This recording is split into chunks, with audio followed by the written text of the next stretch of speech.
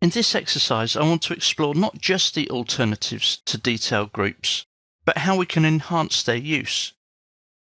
From your startup screen, click on Open, browse to Chapter 3, and open the file Chapter 3 Editing Tools Extended.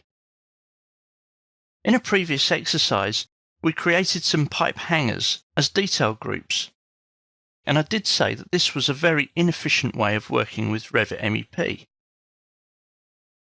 If I click on the group and edit the group, select all the items, you can see that we have 108 individual elements in this group. This is not a block or a family, and so the more groups you have, the more elements you'll have. So what I want to do is combine the power of groups and the power of families. From the Annotate tab, click on Component, and from the Properties palette, make sure that you have the pipe bracket 140 by 145. This is a detail family. It shows all the same details as the detail group, but it's one object. It's more robust, it's more flexible, and takes up less resources in the project. So let's see what we can do with a detail component and a detail group. The first thing I'm going to do here is copy one of the pipes.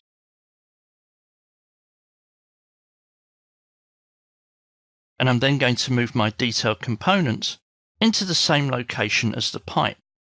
And to align the detail component, let's first go to the View tab, Visibility Graphics, and turn on the pipe center lines. I'm then going to use the Align tool from the Modify tab and start by using my pipe center to align my detail.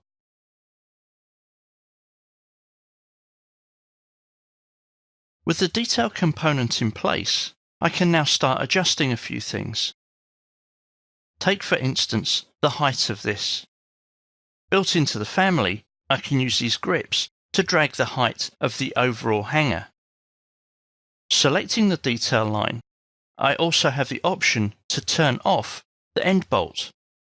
I could go on to embellish this more. But now what I can do is turn this element into a group. Let's call it my temp hanger.